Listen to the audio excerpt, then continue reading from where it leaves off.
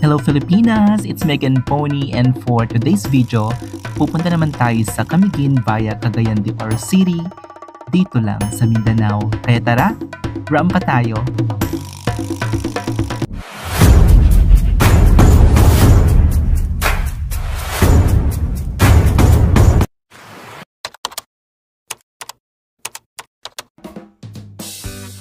So yun mga misis, meron pong dalawang way para pumunta ng Camiguin. First is direct flight and second is via Cagayan de Oro City.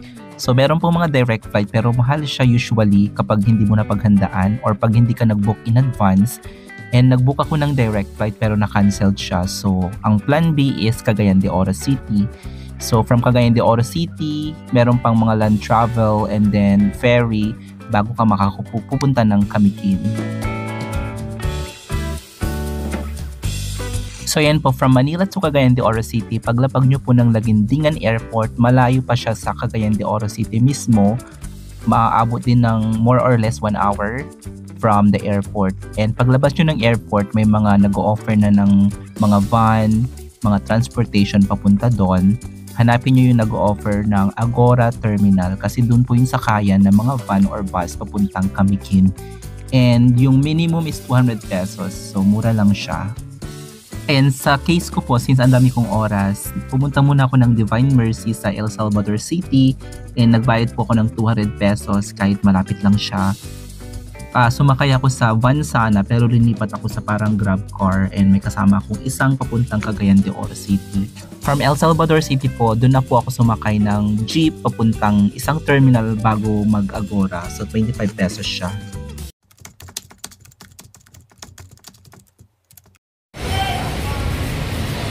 Ay, nandito ako ngayon sa Buluwa Bus Integrated Terminal. So, hindi pa ito yung Agora. Sasakay pa ako ulit ng isang multicab.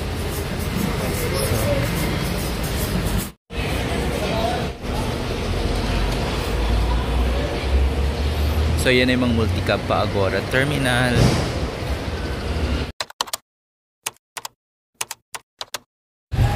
Ay, dito na ako sa Agora Market and dito kami sasakay puntang port sa Bilangowan. Ito may sakayan din palang van dito, Balingowan Port papuntang Camiguin. So it's either van or bus kami, and sabi nila pag van daw mas mabilis. So kakain kami muna, hintayin ko lang yung friend ko. Ayan, dinalabanan ko yung anto. Wala pa akong tulog. Galing ako work. Nakakalog.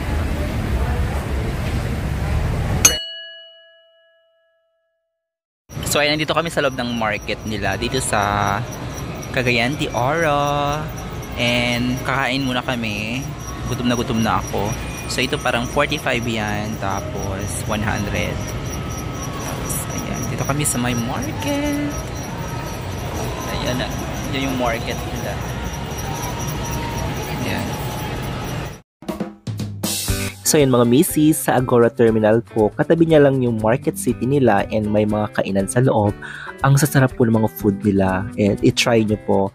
And sa place din na yan, may mga nagtatawag na ng sakayan papuntang Balingoan Pier, which is yung sakayan pag Camiguin. Mayroong van tsaka bus, pero sa van kami sumakay kasi sabi nila mas mabilis.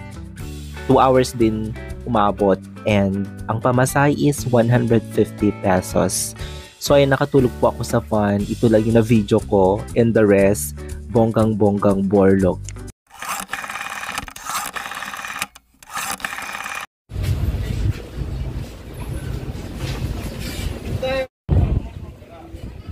Yan, dito naman sa port. And dito yung bilihan ng ticket. 359 pesos yung regular Binoy Port sa Camiguin. And dyan naman yung chinecheck yung iniscan nila yung re-register online.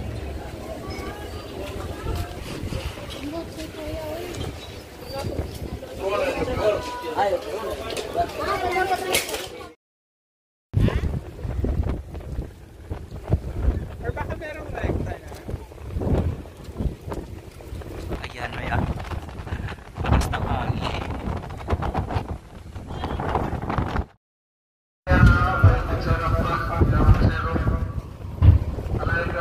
Ay! Gumagalaw. Yan. Punta na kami ng kay Daddy ba? Naka Gilo Vega ha. Nakakaloka, 2 PM kami nag-boarding tapos umalis yung ferry mga 3:37 PM na. Nakatulog na ako lahat-lahat tapos hindi pa umaalis. And ang travel time, umabot din siya ng 1 hour and more or less 30 minutes, 1 hour and 30 minutes.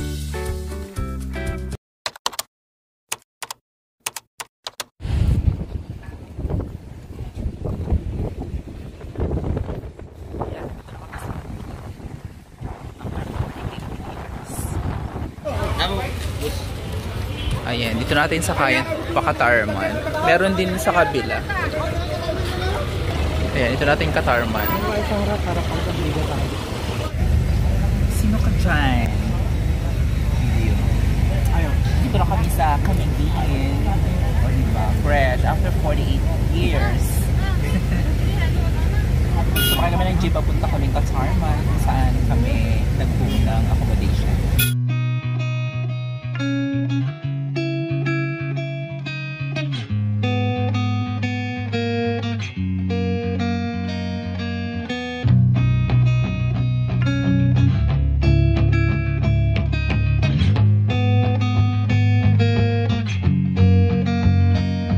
Seaside Travelers.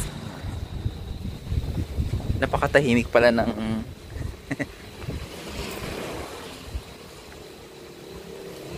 dito na kami sa aming accommodation dito sa Camiguin. Ba't wala receptionist? Wala kang guard. So yung mga misis, medyo nakakahagard po yung rotang Cagayan de Oro papuntang Camiguin. Kasi yung mga travel time, yung mga waiting time, nakakahagard siya. Kaya, pero nakaka-exciting ha. Pero kung makabook kayo ng mas murang direct flight pa Camiguin, i-book nyo na kasi mas nakaka-fresh pag direct flight. Pero di ko pa na-experience.